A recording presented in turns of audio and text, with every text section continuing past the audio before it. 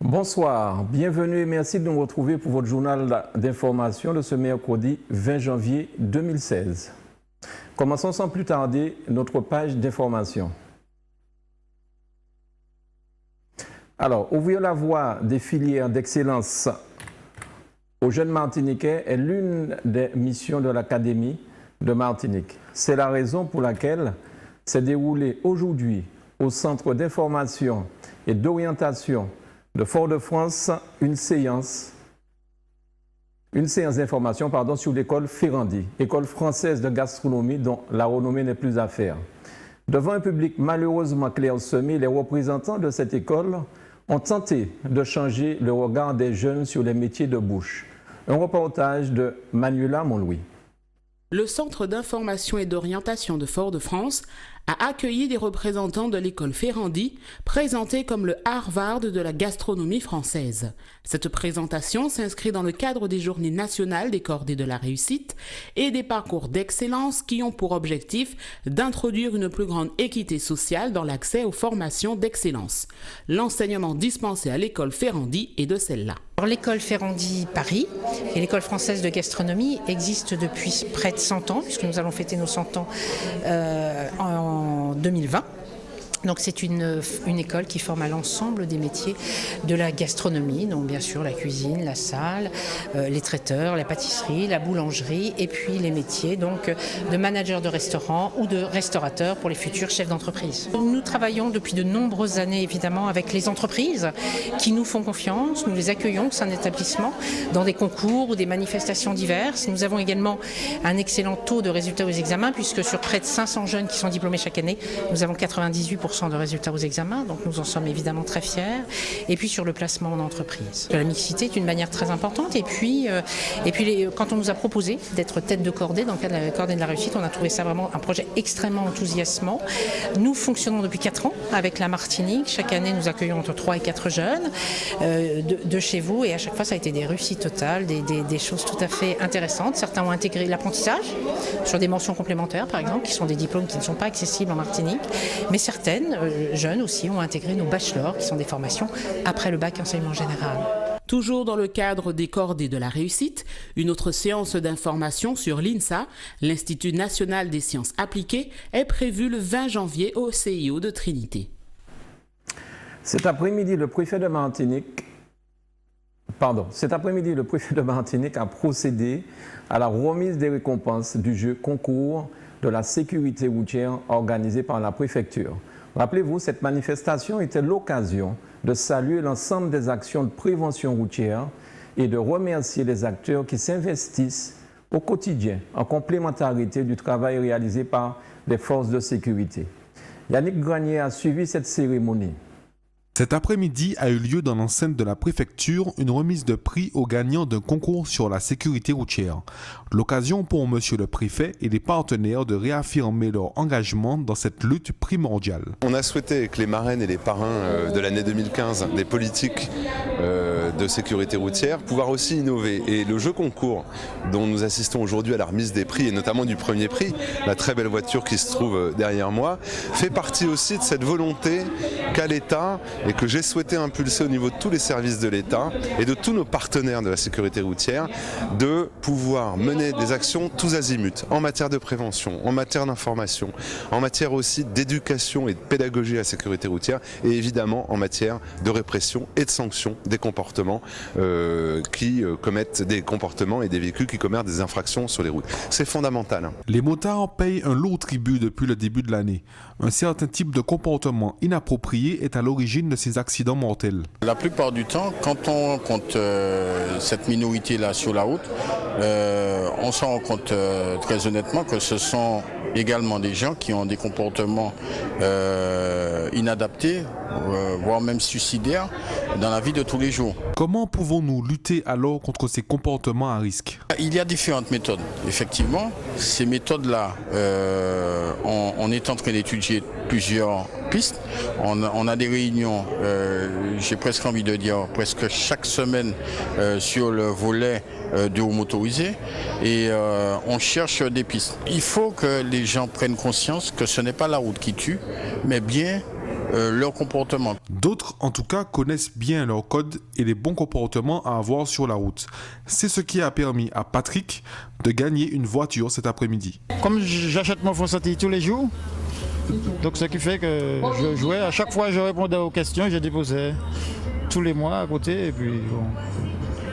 À la fin, j'ai pu répondre à la totalité des questions. J'ai été victime d'un inconscient, un jeune Yves qui doublait beaucoup de voitures et qui m'a... Heureusement, j'ai rien eu, mais il m'a réformé une voiture.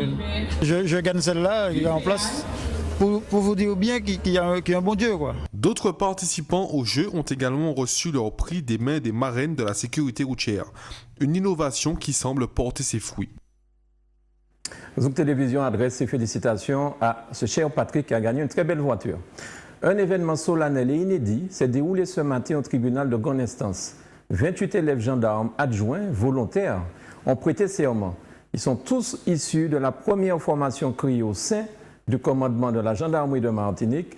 Jean-Pierre Zabulon était là. Reportage. Je le jure. Marine Fulpin. Je le jure. Ce matin, à 8h au tribunal de grande instance de Fort-de-France, s'est déroulée la prestation de serment de 28 élèves gendarmes adjoints volontaires. Pour nous, c'est l'aboutissement d'une formation qui aura duré 2 mois. Formation donc de gendarmes adjoints volontaires, détectés, sélectionnés, formés par nos soins, donc des jeunes martiniquais qui sont déjà depuis à peu près 1 mois dans les unités en préaffectation. Donc aujourd'hui, ils vont prêter serment, ils vont acquérir de ce fait la qualification d'agent de police judiciaire adjoint, prérogative qui va leur permettre de travailler avec des compétences juridiques dans les unités. Et donc voilà, c'est une grande satisfaction de les voir prêter serment aujourd'hui au tribunal de grande instance de Fort-de-France et donc de pouvoir pleinement travailler dans les unités de gendarmerie partout en Martinique. Je dirais que la meilleure preuve de cette sélection, de cette qualité de ressources humaines, c'est qu'ils ont commencé la formation à 28 et ils l'ont fini à 28, ce qui montre que la sélection initiale était efficace et surtout que cette ressource, que ces jeunes avaient envie, étaient motivés et donc ils se sont accrochés et nous n'avons eu aucune déperdition durant toute la scolarité. Ça a été pour nous une grande satisfaction. Pour moi, ça représente notre engagement envers la population et surtout envers la gendarmerie. Et c'est devoir exercer les devoirs qui nous sont confiés au mieux. Et c'est aussi pour moi promettre qu'on sera toujours là et qu'on devra toujours travailler du mieux que possible. Cette prestation de serment leur permet désormais d'exercer légalement leurs prérogatives d'agent de police judiciaire adjoint. Je le jure. Là encore, Zouk Télévision adresse ses félicitations à ces 28 élèves gendarmes que nous allons rencontrer tantôt sur les routes de la Martinique. Cet après-midi, aujourd'hui, le maire de Fort-de-France s'est rendu en début d'après-midi dans les locaux de la police municipale afin de présenter ses vœux aux agents. Ce moment a été également pour lui l'occasion d'entendre leurs doléances et de prendre en considération leurs attentes. Un reportage de Walter Pintor. Le maire de la ville de Fort-de-France a présenté ses vœux à la police municipale et aux agents médiateurs dans les locaux de la police municipale, boulevard Robert Attuli. Après une année 2015 très difficile, le maire, le représentant du préfet et les agents de la police municipale espèrent une nette amélioration pour cette année 2016. Avec l'approche des festivités du carnaval à Fort-de-France, les différents services de sécurité mettent tout en place afin que tout se passe bien durant les jours gras et que la population martiniquaise puisse suivre correctement et en toute sécurité cet événement tant attendu.